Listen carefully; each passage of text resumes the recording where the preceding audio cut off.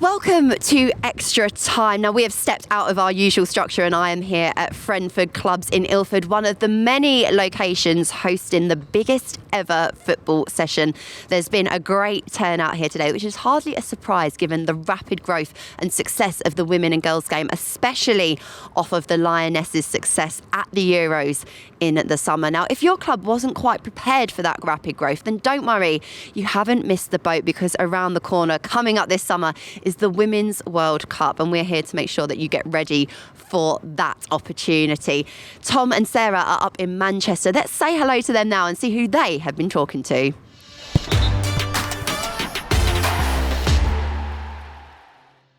Thanks, Charlotte. Yes, we've managed to grab Lisa here at the Great Academy Ashton, who's PE lead at local primary school.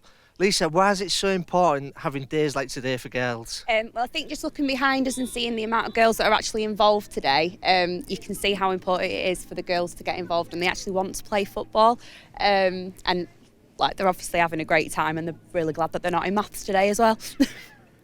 So, Lisa, just picking up on what you alluded to there about providing girls with opportunities, how important is it to create space or provide access for them to play football?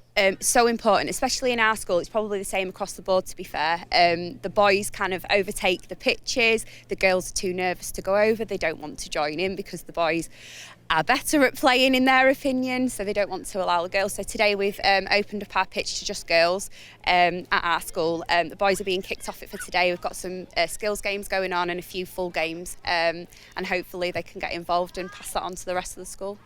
And boys generally play for different reasons to what girls play. Obviously, girls here need to be, obviously, with their social group. How important is that? The girls, we do find it is more of a social club for them, and they do like to go and be part of a team, whereas the boys, in our school especially, they do tend to be more solo players within the team and like to be the glory hunters, if we will. And then in terms of them having role models as well, you mentioned that there was a couple of girls from your school who've taken part in the Game Changer training recently. Can you tell us a bit more about that? So they're promoting girls football within our school.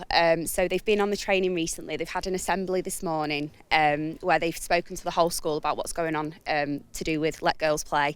They're trying to promote football in general, but they are definitely trying to promote girls football. They're going to take on what we've done today and carry it on into different lunchtime sessions, so hopefully they can get us a girls team together and we can play a bit more. I'm going to hit you with one final question. It's International Women's Day. How proud are you as an individual, as a female, obviously doing the role you do and the part you play? Obviously very proud.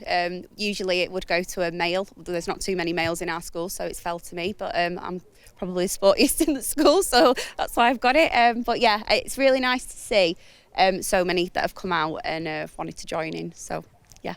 Well, Lisa, keep up the fantastic work. Charlotte, back over to you.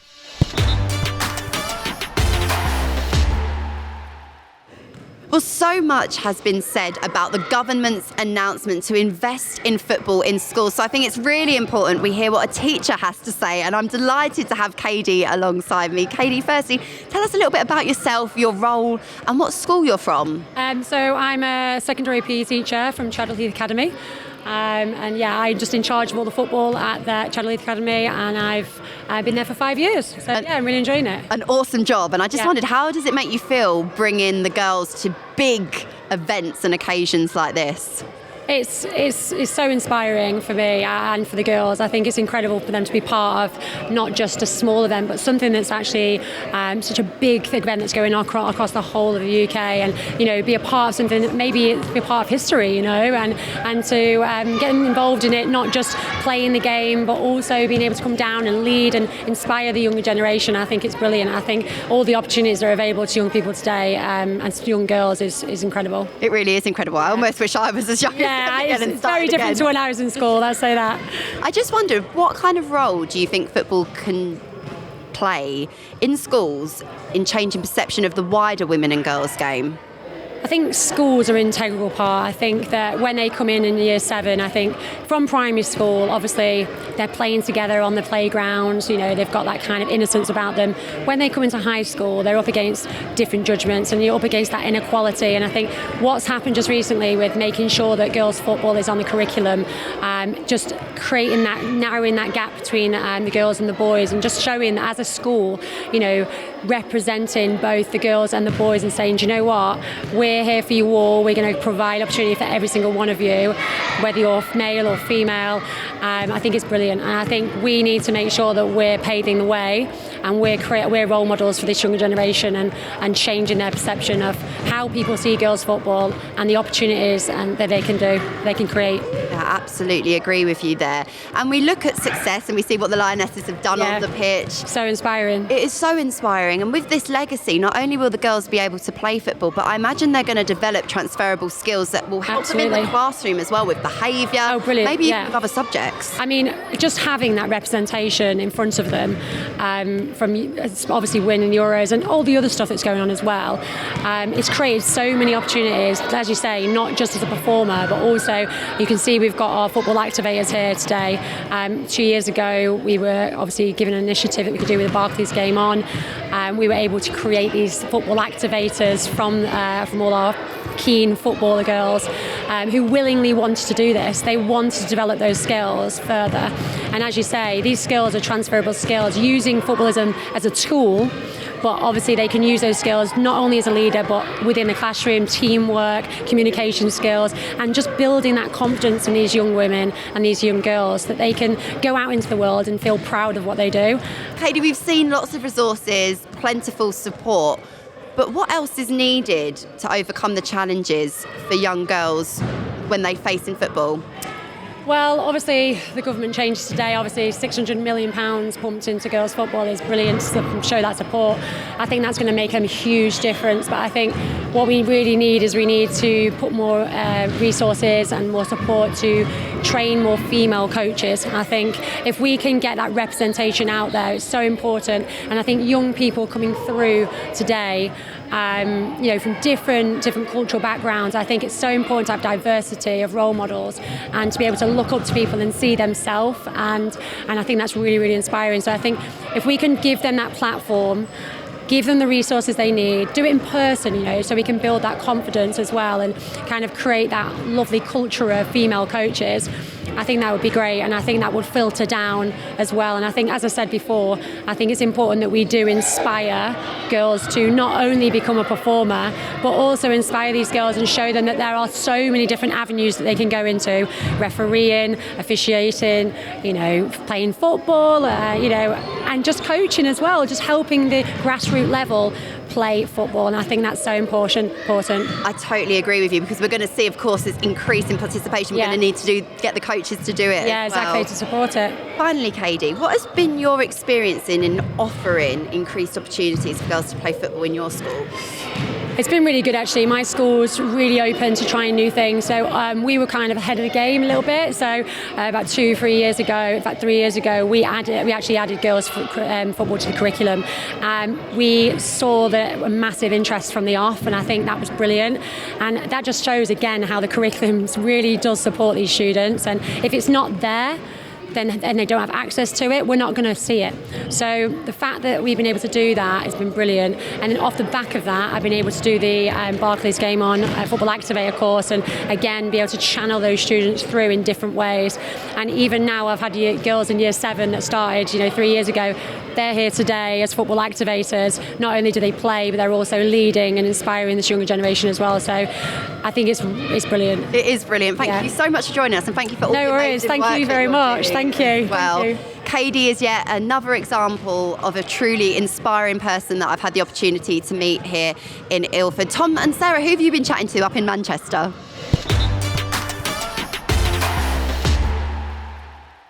It started to snow here in Manchester, but it's not dampening anyone's spirits. We've managed to catch up with Mo from Manchester United Foundation, who's been part of organising today's event. So Mo, can you tell us a little bit about what you've been doing? Yeah, so today we've brought down a handful of girls just to take part in some football activities, especially to go with International Women's Day. So with it, we thought, why not try to promote and as well as get engaged with as many girls to play football, and as well as lovely weather, as you can see. But the main thing is for the girls to get out, play football, and enjoy the game, especially following through, obviously, the growth of the female game. It truly does show the energy that they've got to play the game, especially turning up in this. Yeah.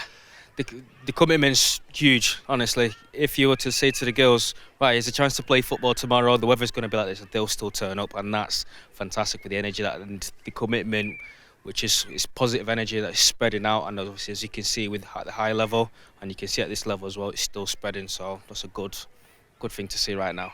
Definitely. And away from today's event, back at the school that you work at, what kind of stuff do you do with the girls over there?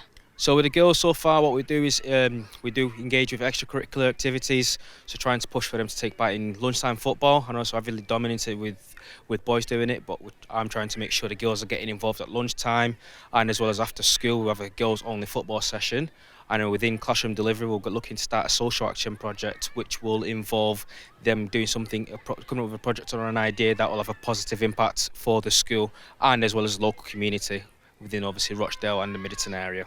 I think that's so important because obviously we're outdoors today, they're playing football, they're running about, they're getting active. There's so much intrinsic and extrinsic value to that. But there's so many opportunities around football that's not just on the pitch but away from the pitch. Oh yeah. So what type of things do you think we need to do moving forward to encourage some more of that? I think more things will be trying to ensure that we're getting as many. First of all, let's get the girls involved. First and foremost, let's engage with them, interact, find out what they actually like, and when you also find out, it's easy. And once you build that rapport and relationship with them, we can overall get the girls to join into activities like, especially things like football. Well, it's not football, as long as it's any sports, trying to promote the growth of it.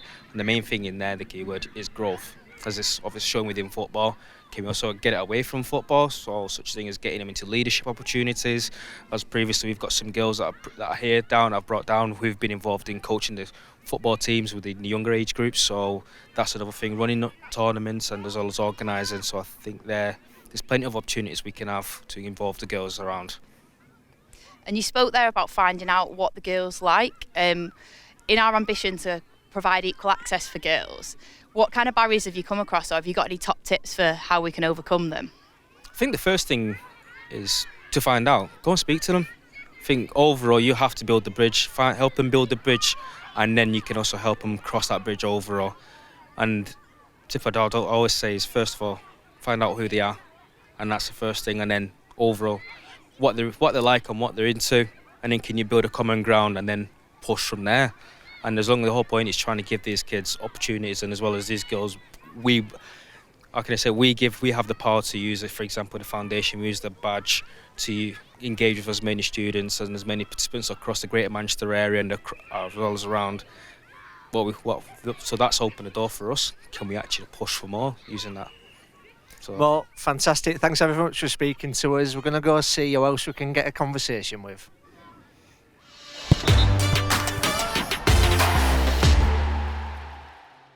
Well, the snow finally caught up with us here in Manchester. We've had to come from outside and indoors and finally get warm. We've got two really special guests now, two really important ones. Just tell us who you are and what your roles are to start with, please. I'm Emma Toon. I'm the strategic lead for girls football in Tameside. And I'm David Waugh. I'm the head teacher here at Great Academy Ashton. So starting with yourself, Emma, why get involved in something like today? It's something we've always got involved with. I think it's a passion in the borough as well as passion inside the school, and it's something that we'd naturally go towards, and I think we lead the way in the borough with things like this. So anything we can do to get girls more active, on our point of view, is brilliant. So Let Girls Play Day. We've tried to encourage lots of schools from around the borough as well to get involved. So by having a super session here, like we had 24-hour football last year, we had the closer curriculum down for girls. Anything like that we can do that can raise the profile of that with girls is brilliant. And David, what does that mean for yourself? Any activity that we can get young people involved in, any sport, any exercise is absolutely fundamental to their success. They need to be very fit and very active, but also that equality of access. You know, every child, no matter what their background, what their gender, what their sexual orientation, preference, needs to be engaged in sport and exercise at an equal level. And a day like today is just phenomenal for that. Absolutely, and obviously with the government announcements, more opportunities, obviously it sounds like you're already doing it, but the encouragement for other clubs now to actually take that on board, have that 2 hours of PE curriculum. What does it mean in terms of strengths of partnerships with yourselves, with other schools and other organisations within this locality? Any working together is good for the students. Bringing communities together will really bring post-COVID world a much better, more harmonious world. And what better way of doing that than sport? I think from my point of view, being a school sport partnership in the borough and a girls football sports partnership, we've just got to lead the way. And anything we can do to influence other schools to make sure that opportunities do happen in their schools as well as in our schools is just something that we're passionate about. So we'll make sure that happens. 2 hours PE, perfect. And we speak about equal access a lot at a strategic level. On days like today, when you see the girls playing as they are, how does that make you feel when you see it brought to life like this? Simply put, proud. Giving every student an opportunity to participate. I mean, this is top-end stuff, and they're going to go home tonight absolutely buzzing, and out of this will be future Lionesses. And so just simply pride. I think that's the thing, the big thing is pride, yeah. I think inspiration as well. We've had so much inspiration from the Lionesses, from local clubs that use our facility. Children were taking the ball out at Lioness games and so on.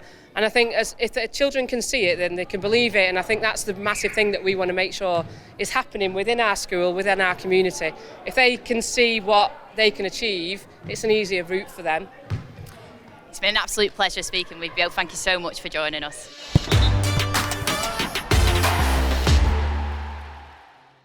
Well, here in London, the sessions are still underway, keepy uppies and all sorts of competitions going on around us. And I'm delighted to say I'm now joined by Jo, who is a teacher with one of the schools taking part in the Let's Girl Plays biggest ever session. Jo, welcome to In the Box. Thank you for joining us. Thank you for having me. Firstly, tell me a little bit about you, your role and the school that you're from. Yes, I work at a school, Cranbrook Primary School, which is just 2 minutes across the car park. We're very lucky to have these facilities here. We make lots of use of them during our PE time at school, and the kids just love coming here. And we're very lucky to be invited to this event today. It's a pleasure to have you here. I just wondered, how important is it for you as a teacher to be able to bring some of your younger female players to be a part of an event like this? Well, I think if you just look around, you see the smiles on their faces. You see just how much they enjoy just coming to a new venue and getting involved in these sort of events. And they just love being active, they love staying fit, and it's something that we've got to continue to sort of push as a borough and as a school. How important is it that we have such big scale events for girls wanting to play football? Well, it's only going to raise the profile. And the more, again, all these TV companies here as well, it's fantastic to really get women's football on the map. I mean, the Lionesses did a fantastic job with the Euros as well, and we've got to really sort of just keep driving with that momentum. What role do you think schools can play in terms of changing perceptions around the women and girls game? Well, it's integral, particularly at Cranbrook as well. British values and our school values are the root of everything that sort of like PE and sort of women's football sort of represent: equality, determination. And if all schools keep following those sort of British values, that's only going to be replicated in sort of the women's game. In school, both on and off the pitch, football can make a difference. Have you seen any of that from your experience? Absolutely. Again, just you have to look at the girls here today. They're so happy to be here. They love having these opportunities, and the opportunities we're providing as a school as well, and in Brentford as well. It's only sort of improving and giving them access to these experiences, and that's fantastic. Jo, what else is needed to help girls overcome the challenges that they have when it comes to playing football? It's a good question. I think the most important thing is just time. I think we've seen the success with the Lionesses. We just need a bit of time to keep riding that momentum and just continuing to put on events like these, keep driving home those key values in our schools, and hopefully we'll see maybe some future stars here today. Well, let's hope so. And I finally wanted to ask you, what has been your experience since offering more opportunities for girls to play football? I say just lots more girls always coming up to me as well, like Jo, they've really enjoyed the after school girls football session, things like that. When's the next one? There's such a buzz around the game at the moment, which is really good to see around the school. Thank you so much, Joe, for joining us, and I hope that the girls continue to keep asking you when the sessions are going to be on. It's fantastic to hear. Thank you for having me.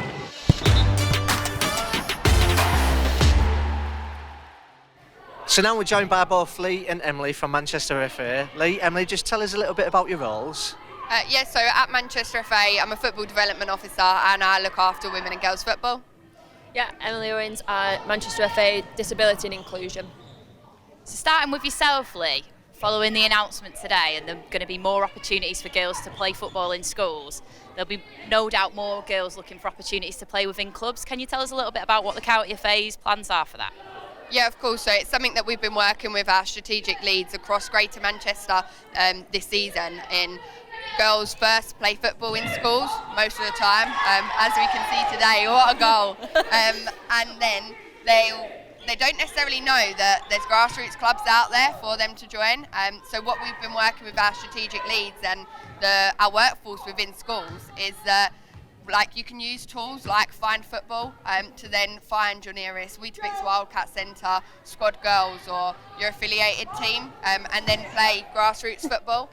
So it's really important to us that girls start playing football in schools, but then they know that football isn't just in school. You've also got thousands of grassroots clubs that you can be a part of. Obviously there are some clubs that don't currently offer female provision, so that's where we have our toolkit on how we can create a female-friendly club. We've seen the launch of Equal Game Ambassadors this year, and we're looking forward to running our first workshop at the end of the month. And then that gives the opportunity for clubs to find out what they can do to offer more female provision and how they can say that that's in a great environment. That's how we'll grow the female provision that we have. Similar in the disability side of things, although there is clubs there, we're trying to link schools to clubs to make sure that there are other steps outside of school, create teams more than anything, signpost them, just similar in the female provision. And Leigh, you picked up on some of the roles that are out there in terms of Equal Game Ambassadors and the others that you mentioned. Looking around the room today, we know it takes a whole load of people to make these things happen. What are the plans in terms of workforce and volunteers and opportunities for those guys to help support the game? Yeah, of course. So from teachers, one of the projects that we're working on is how we can upskill teachers and the emergence of courses like stepping over the sidelines and then also the CPD for teachers. For us, that's brilliant. These are FA courses that teachers can complete. They can do their EE Playmaker now, and then that gives them the confidence and the skill set to deliver sessions like this. We don't have to look at licensed coaches. That isn't the provision that we need in schools. We just need a simple understanding of football so that we can cater for the girls to play. A lot of schools will outsource football to professional coaching companies. Our perception is that this isn't necessarily needed. We can help upskill the staff that you currently have, and that's something that we want to work on, and that's what we do with our strategic leads. And of course we have older year groups. We often see that youth leadership is overlooked. We recently ran Manchester FA Young Leaders programme, and we brought 50 young people from all over Greater Manchester to City Football Academy, and they got an insight into the different roles there are in football. When I was younger, I thought you had to be a coach, a referee or a player, and that was it. Obviously now I have a job in football, and we're able to show young people that you can support clubs. This will make you more employable. Young people are so worthwhile for grassroots clubs. I know loads of young people that end up doing registrations for their clubs because their secretary doesn't necessarily get the club's portal. Young people get this system, and let's utilise them where we can.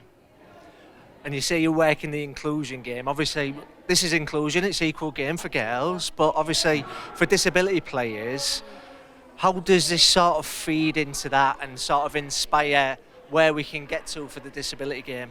Well, just the Let Girls Play, which I did have the t-shirt on before that you're wearing, it feeds very much into it, exactly the same. So my job now is to show that girls can play, whether that's female disability or just disability in general. There's so many opportunities out there that we're going to create that are out there so that they can continue to play just exactly the same. And I think the final thing sort of to touch on is that we see it in the landscape, don't we? Clubs are getting bigger, the teams are getting bigger, they're starting to provide so much more than just footballing opportunities. You've touched on it there about, obviously, girls having roles, not just having the opportunity to play on the pitch, but roles off the pitch. There's so many opportunities now, marketing media, social media, the lot.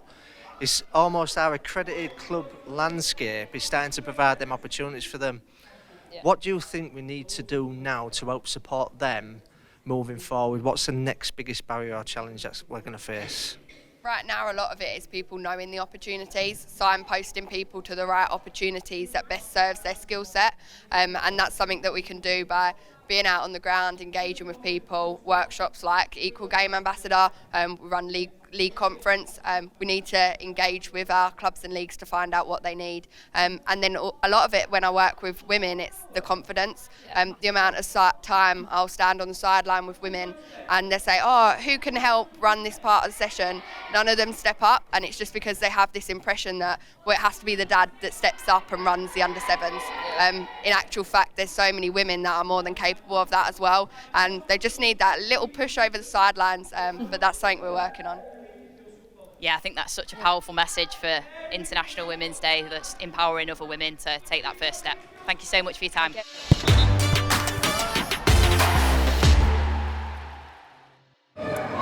So today it is all about letting girls play football, and I've recruited some rather awesome players today. Girls, thank you so much for joining me. It's a pleasure to have you here.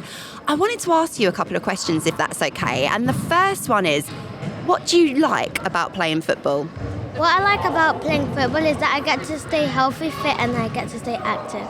Awesome answer. What do you like about playing football? What I like about playing football is I always get to make new friends doing it, and I enjoy being goalie. Being a goalkeeper, hey? And what do you like about playing football? What I like about playing football is I like to do teamwork and pass to players and tackle.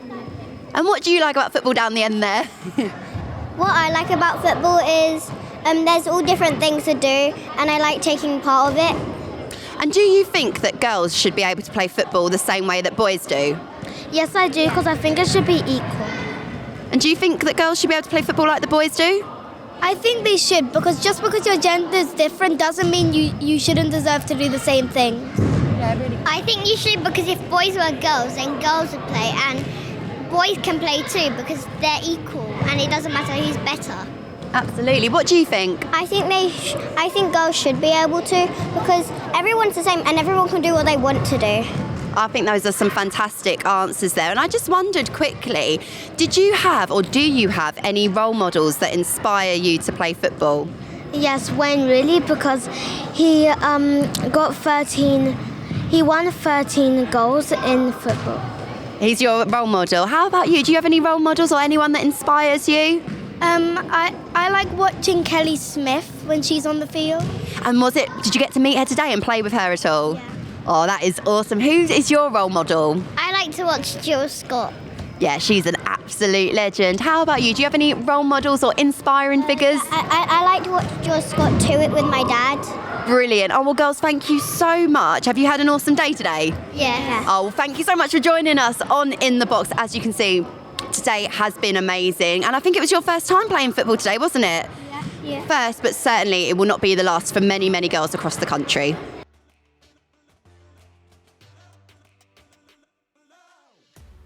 That's all we've got time for on today's episode of Extra Time. We've had a fantastic day here in Manchester. We've seen lots of girls taking part in the biggest ever football session, and we've learnt loads about how we can continue to grow the girls' game moving forward. If you'd like to learn more about how you can play your part in supporting this, please check out the description below and visit englandfootball.com.